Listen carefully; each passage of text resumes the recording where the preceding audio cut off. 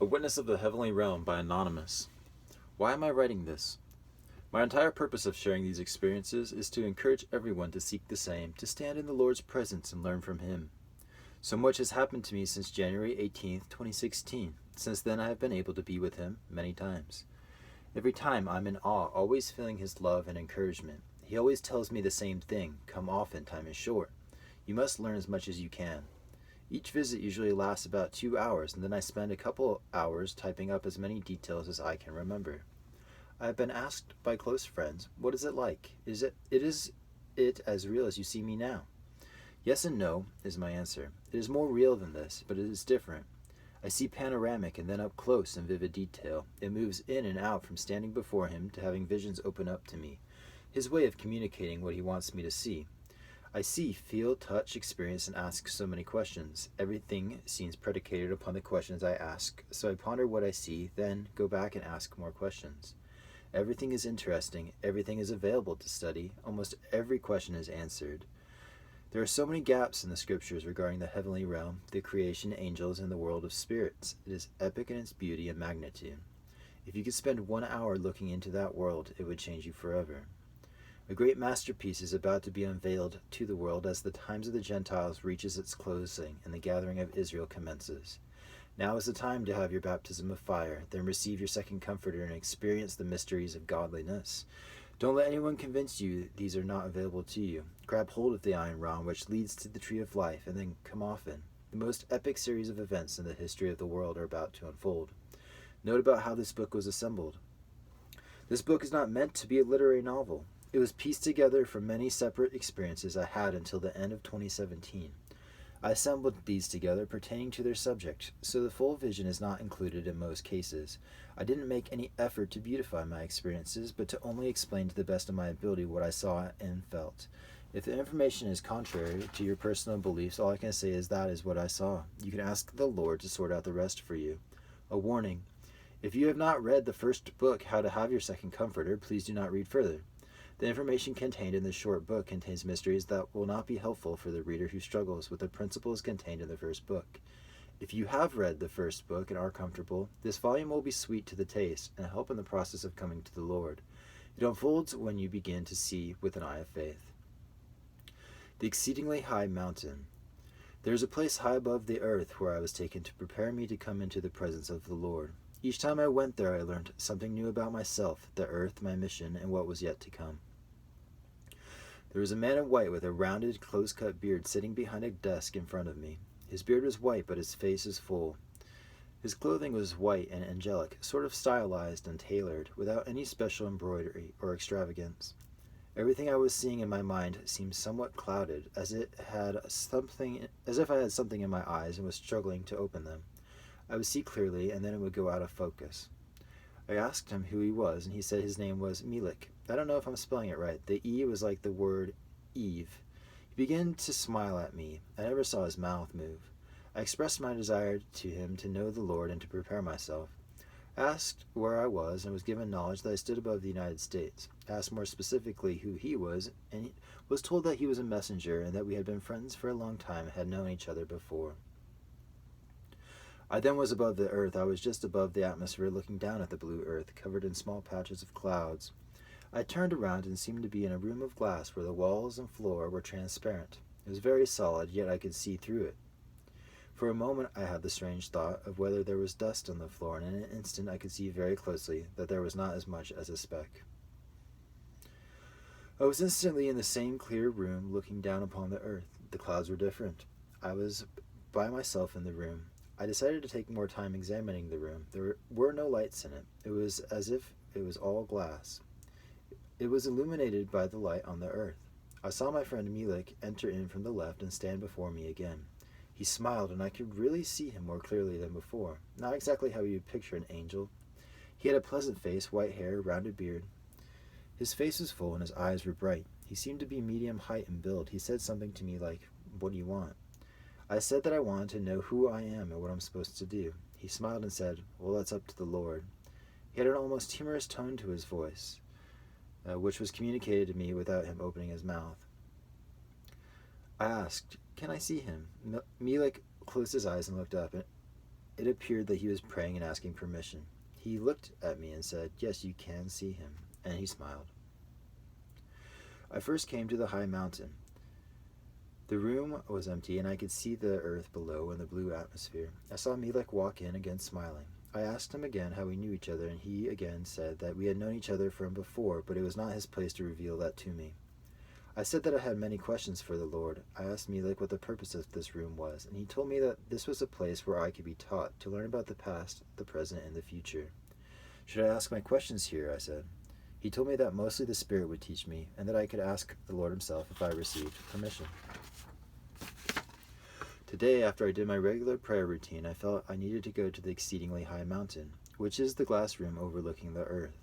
When I arrived, I was alone and examined the room again very closely. It is quite simple, a rectangular room with a desk in the center with nothing on it. Below and behind is a panoramic view of the earth. The other direction is the night sky filled with stars. Melek entered the room smiling. He always asks calm and unpretentious. I told him that I felt I should come here today. I wasn't sure why. I said I had been told in a previous visit that this place was where I could learn of the past, the present, and the future. Melek confirmed that and asked what I wanted to learn about.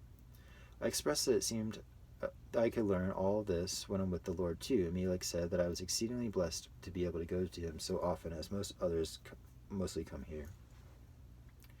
I expressed my gratitude to Melek for always coming to help me. I asked him again what our relationship was. I said, "You were my brother, weren't you?" He said, "Yes."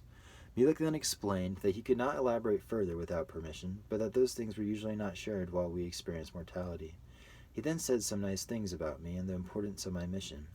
He has a very comfortable way about him. He seems very kind, relaxed, and has a sense of humor. I then began to ask him many questions. I hope I can remember everything. "How do you know when I'm coming here?" "The Spirit tells us. It's like an alarm of sorts. We know and can even prepare ourselves beforehand. Sometimes we have messengers who tell us." "Do you have places like homes or dwellings?" "Our dwellings are usually where we do our work. We don't need to sleep, so most of us don't have a home like you would think. Possessions are not important like they are to people on earth. Our glory and gifts are what matter here. You might say the garden is our own special place. Someday, when you are further exalted, your throne will be a special abode of your making. There are exceptions. Some spirits seek out homes in the spirit world, either by lingering in familiar places or finding another, but it is not the same." "Do you eat?"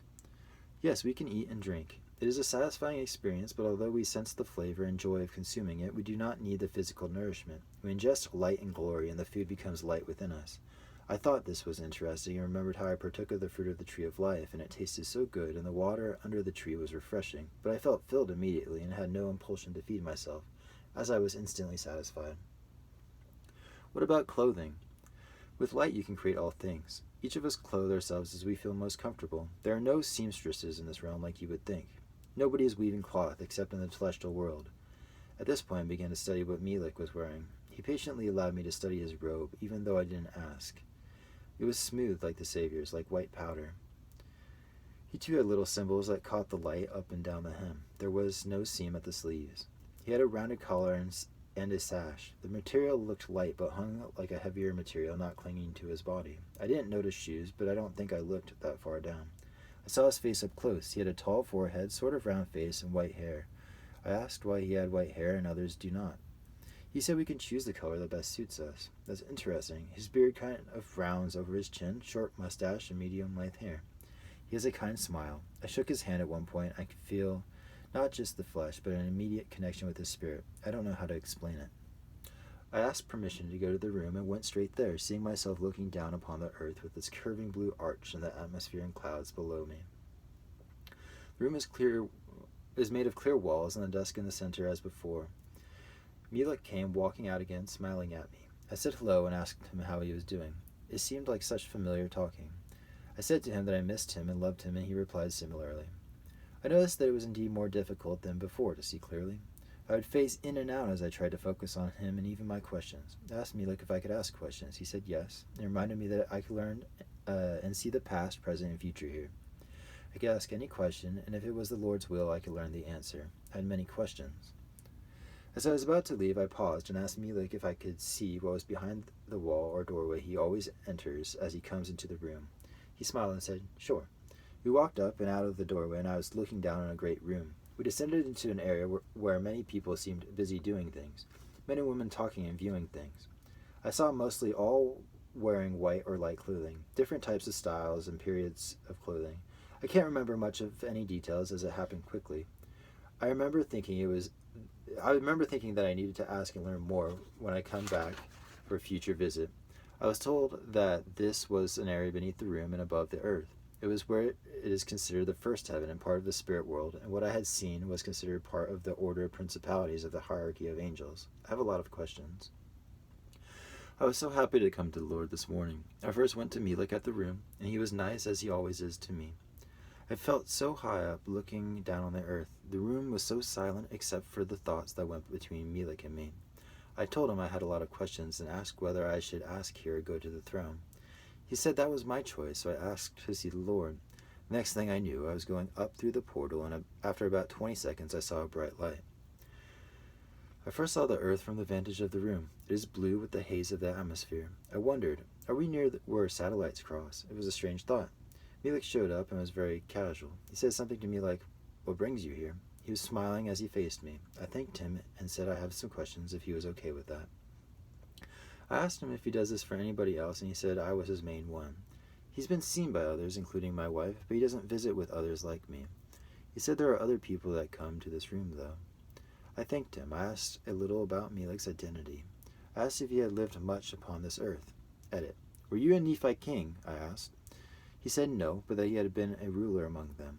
I found out early that there was a Nephite city called Melik, so I wondered if it were related to him. I probably should have asked. The last thing I asked about was the activities of some of my close relatives, my brother and my grandparents. I was told that they are among the principalities, which is the first heaven. These are an order of the angels that watches over the house of Israel and the affairs of men. They keep a close eye on the families born under the covenant and are often close guardians for loved ones. My brother is very patriotic and keeps a close eye on what is happening in this country. All of them, my grandparents included, are doing much for family on the other side of the veil. I will need to talk with them in person if I want to learn specifics, I think. I first went to the high room overlooking the world. There's a strange sound there, like a soft sound of wind in my ears that goes away in a few seconds. I looked down on the blue earth and can make out the land below. I knew I was above the United States. The world extends below the room where I can look straight down and see if I wish, but I don't. It makes me nervous. I've always been uncomfortable with heights, but not as bad when I'm in the spirit. I saw Melik and I said I missed him. I held his arms and we smiled at each other. I mentioned that it had been a while, which he nodded. I asked Melik if he was responsible for my night experience, where I felt my body being lifted up and then coming down again last week. He said that I should get used to such things and not allow my flesh to dictate what I do. Because I wanted to sleep, I went back.